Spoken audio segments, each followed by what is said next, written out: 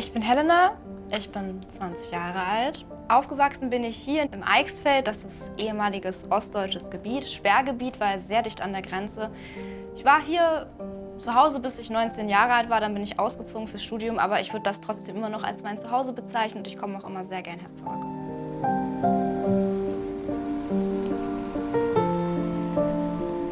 Ich komme meistens mit der Bahn, setze mich dann in Dortmund in Zug und fahre dann bis Barbis.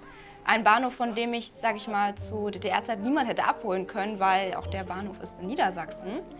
Ja, und jemand aus meiner Familie, mal mein Opa oder auch mal jemand anderes, holt mich dann am Bahnhof ab, wir setzen uns ins Auto und dann fahren wir über die ehemalige Grenze tatsächlich nach Thüringen rüber, da wohnen wir nämlich.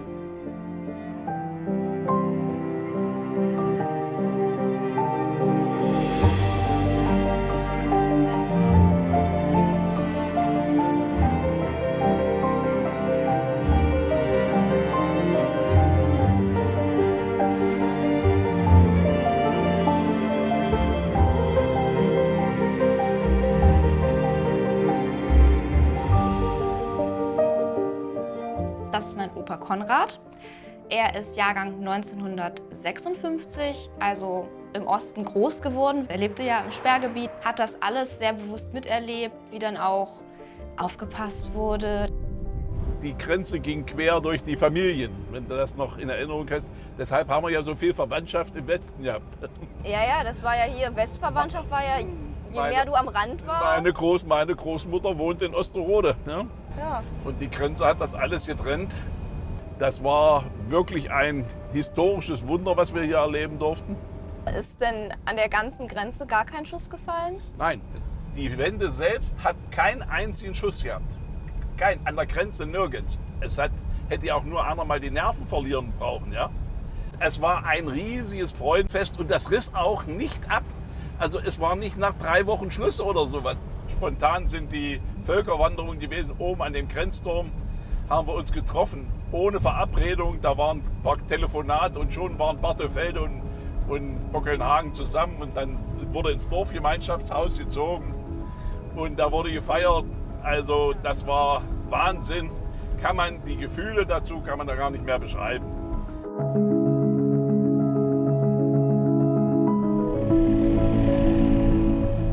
Das ist meine Uroma Hanna. Sie ist Jahrgang 1932, hat damit auch schon 2 Diktaturen überlebt und wohnt jetzt immer noch mit ihren mittlerweile 93 Jahren hier bei uns zu Hause in Bockelnhagen. Na,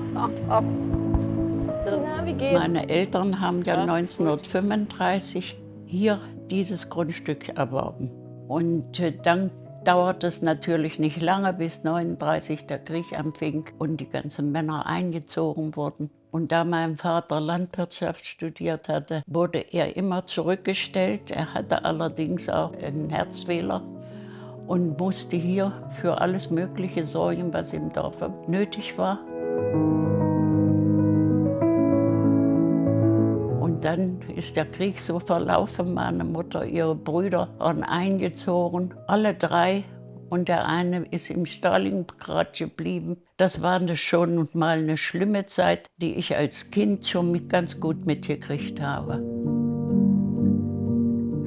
Ich muss sagen, bis zu 60 war ich ein unfreier Mensch, der nur spuren musste aufgrund des Sozialismus. Und wir waren auch noch Sperrgebiet, ganz besonders unter Beobachtung, Stasi und so weiter. Und da mein Vater ja einfach abgeholt wurde, wir haben immer den Grund gesucht, warum. Aber es war damals so, dass die Russen aufgrund der Aussagen von anderen oder so, wie nannte man das als Fachsprache?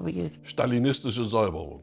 Stalinistische Säuberung. Und mein Vater wurde dann einfach abgeholt.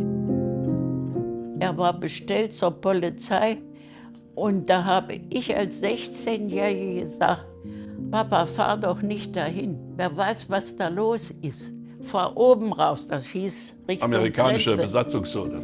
Fahr oben raus. Kind, ich kann doch nicht weg. Was soll denn hier werden?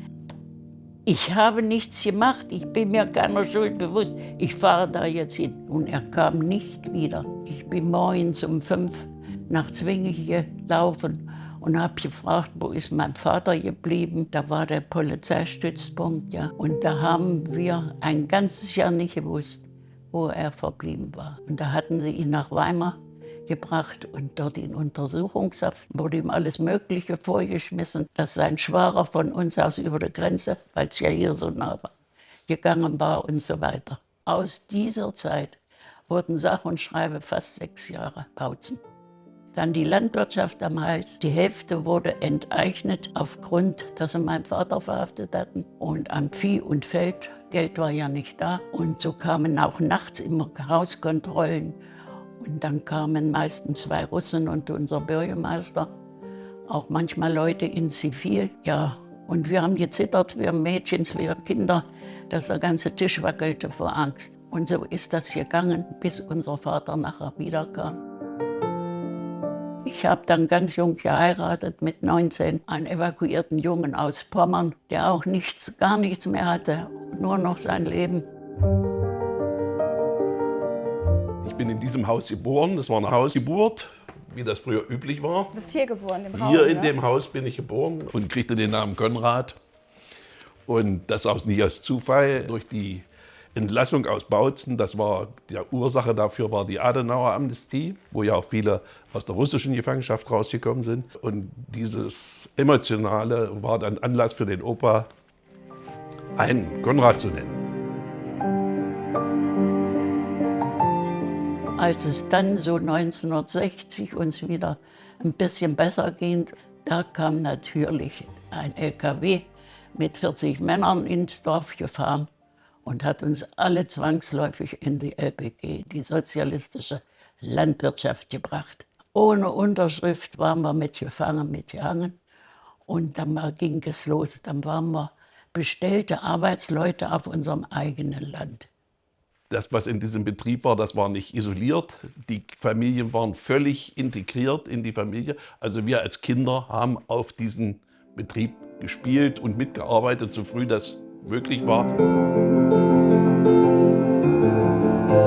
Dann 1977 bin ich dann in Leipzig zur Universität und habe dann mein Agrarstudium dort absolviert. Gab es denn da irgendwo über die politische Situation, über Politik Gespräche oder war das Thema nicht Die existent? politische Auseinandersetzung und die Überwachung, die fing schon im Kindergarten an. Also im Kindergarten wurde schon gefragt, welches Sandmännchen guckt ihr denn zu Hause, ja? Um festzustellen, ob die Familie Westfernsehen guckt. In der Schule hatte man eine völlig andere Vorstellung als zu Hause. Und da bin ich mal als Kämpfer für den Sozialismus in der 1. Klasse, war das vielleicht sogar, zu meinem Opa gegangen. Opa, und habe dem den Sozialismus angepriesen. Und er antwortete mit einem Satz: Alles, was mit muss endet, ist scheiße. Viel mehr durfte er dazu ja auch nicht sagen.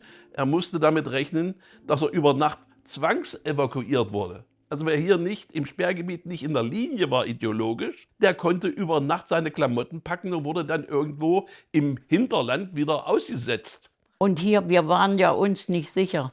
Die Stasi, also wo Menschen, die sich dafür hergaben, Leute zu beobachten. Ich bin manchmal abends im Dunkeln leise raus und der Fernsehen stand in der anderen Stube. Und da merkte ich, wie auf einmal unterm Fenster welche weghuschten und beobachtet haben, was wir guckten. Also wir hatten immer den Stempel, die sind nicht echt. Gab es denn da Probleme, wenn man christlich war, Westfernsehen geguckt hat? Ja, Hast du ja, da mal was also zu spüren gekriegt, sag ich mal? wer in der Partei, in der SED war, in irgendeiner Sache war, wo er was zu sagen hatte, wie zum Beispiel, weiß ich, unser Bürgermeister, die Frau hat heimlich die Kirchensteuer bezahlt. Er war offiziell ausgetreten. Also wer solche Posten hatte, der musste aus der Kirche austreten. Die Kirche sollte allen aus dem Gehirn getrieben werden.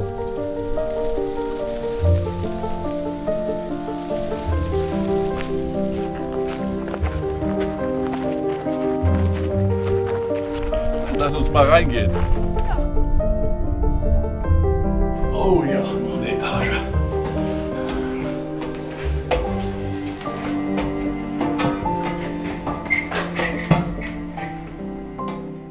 Hast du davon gehört, dass hier mal irgendwie wer über die Grenze geflüchtet ist? In den früheren Zeiten auf jeden Fall. Da wurde regelmäßig Flucht angesetzt.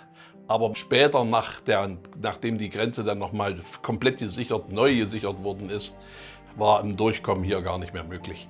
Das war ein 3 oder 4 Meter hoher Zaun, wie gesagt mit 32 Bahnen Stacheldraht, mit kompletten Vorsignalanlagen und. Also das musste man schon, das kriegte man fast nicht mehr hin. Das war fast unmöglich. Wie habt ihr denn den 9. November 89 erlebt? Beschreibt mal, was war das für ein Gefühl? Wie war das, als es dann hieß, Grenze ist offen? Die 1989 war für uns ein unwahrscheinliches Jahr. Ich kann da heute noch nicht drüber sprechen ohne Emotion. Das kann man, jetzt muss ich das mal unterbrechen. Ja, das war wirklich, dass die Wende kam, da hätten wir doch überhaupt nicht mehr dran geglaubt, dass wir noch mal zu Westdeutschland gehören oder wieder eins wurden. Es war ein Gott geben. Und wenn man dran denkt, wie der Minister da das kundgegeben hat, und er guckte noch mal aufs Blatt. Das Bild ist mir so eingeprägt. Er guckte noch mal und wiederholte dann, ja, ab sofort. Das haben dann aber die Berliner viel schärfer gesehen als wir hier im Grenzgebiet.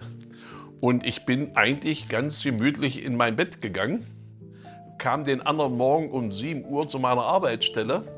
Da kam dann mein Arbeitskollege ganz aufgelöst auf mich zu und sagte, Konrad, wollen wir nach Duderstadt fahren? Die Grenze ist offen, die Grenze. Ich sage, die Grenze ist offen. Na klar, fahren wir nach Duderstadt.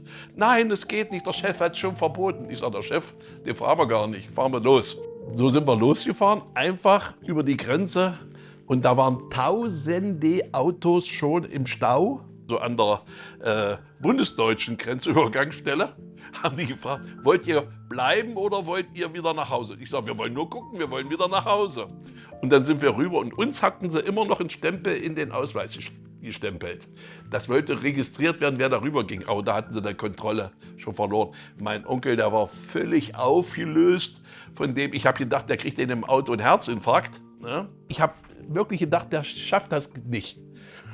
Und ich sage, lass dich hier beruhigen. Ich sage, die drehen die Kolonne nochmal um, Ich sage, hier dreht keiner mehr die Kolonne um. Und so war es dann auch. Und dann sind wir den ganzen Tag, haben wir die Verwandtschaft abgeklappert in Lauterberg, in Göttingen und so weiter.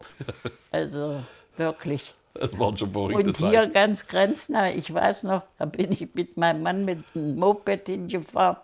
Und dann stand ich vor diesem Käseauslager. Ach du, wir kriegten ja nur 1, 2 Sorten hier im Dörfchen.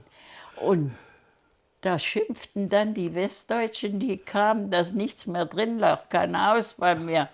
Alles kaufen die auf. Das große Wellenbad in Lauterberg, das Witthammer, ne, was wir da gebaut hatten. Da fuhren busweise dann, wo das lief, von Sangerhausen bis weit nach Sachsen-Anhalt rein, die Busse, um in dieses also Spaßbad zu kommen. Das war ja völlig neu. Dann hatten sie das dann auch schon als Ossi-Waschanlage dann umgetauft. Also heute ist ja dieses, ja, die Ossis und die Wessis, also dieses gab's da. Das gab's nicht. Das gab's nicht. Es war auch eine andere Generation. Man darf nicht vergessen, das waren ja alles jenseits der 60 Leute. Das waren alles Menschen, die damals diese Kriegszeit, die Nachkriegszeit alle noch real erlebt haben. Ja? Und für die war dieses Wunder der deutschen Einheit, auch aus bundesdeutschen Sicht. Die jungen Leute sehen das heute selbstverständlich. War das eine völlig andere Erlebniswelt als heute. Ja?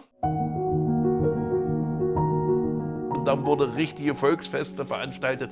Da ging eins nach dem nächsten. Also was wir da von dem 9. November ab für Stimmung hatten zwischen den Ortschaften. Es war eine Freundschaft, als wenn, das kann man gar nicht begreifen. Also es war alles, jeder wollte zusammen sein. Wir hatten sonntags hier 10, 15 Leute am Tisch, die kannten wir nicht.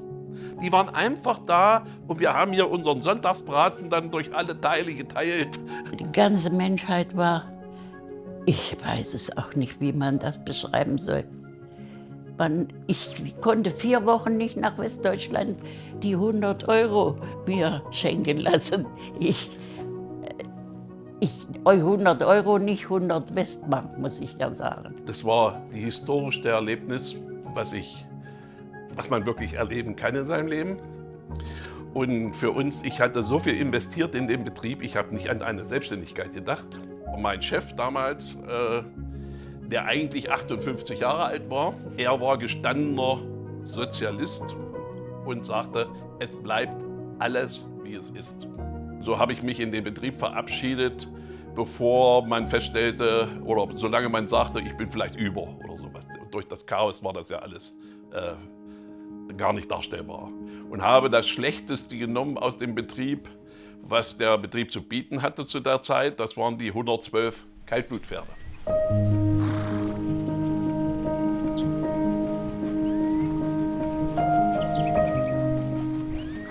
Wir haben diese Pferde dann privatisiert. Das war mein erster großer D-Mark-Kredit, den ich aufgenommen habe. 240.000 D-Mark für die Pferde.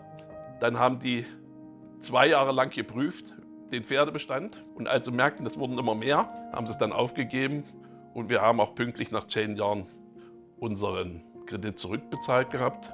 Melken war die Grundlage. Also Stutenmilch ist ein heilpraktisches Produkt.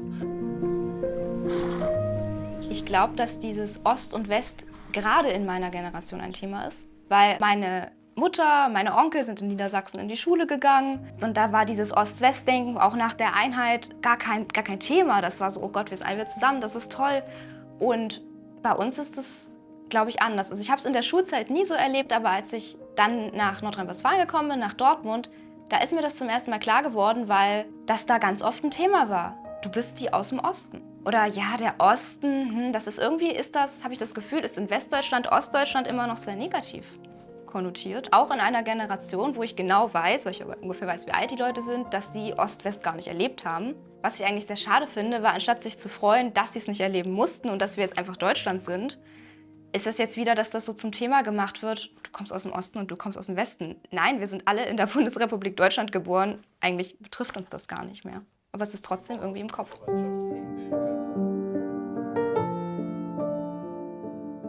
Meinst du, das Gedächtnis der Menschheit für durchlebtes Leid ist eher kurz? Ja, leider zu kurz.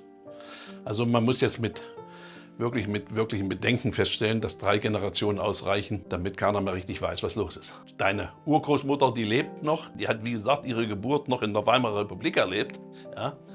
Und die macht sich Sorgen, dass das wiederkommt, was sie in ihrem Leben zweimal durchlitten hat. Einmal durch die Nazis und einmal durch die Kommunisten. Ne? Oder besser gesagt, Stalinisten. Das ist nochmal ein Riesenunterschied zu dem, was wir unter Kommunismus verstehen.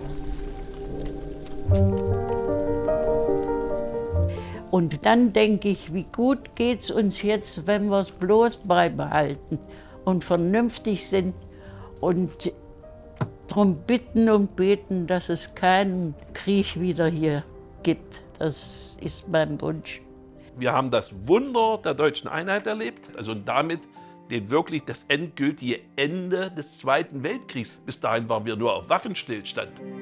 Ich habe die Kinder alle geschenkt bekommen, die Enkel und so. Und wenn auch viel Schweres noch dazwischen war, aber diese Freiheit, die man auf einmal hatte, das war ein Genuss und ist es auch noch. Was mich geprägt hat, ist, dass ich glaube, dass viele das, was wir jetzt haben, als selbstverständlich nehmen. Ich bin nach Dortmund zum Studieren, das hätte ich zu DDR-Zeit nicht machen können. Dass wir halt auf jeden Fall daran arbeiten sollten, dass es so bleibt, dass wir diese Freiheiten haben, auch diese Freiheit einfach zu sagen, was wir denken. Auch das war in der DDR nicht möglich. Mein Vater sagte immer, man kann ein Land nicht auf ewig trennen. Es wird noch mal eins. Aber auf diese Weise, dass es so schnell ging, das war ein Wunder. Ich habe nur geweint vor Freude.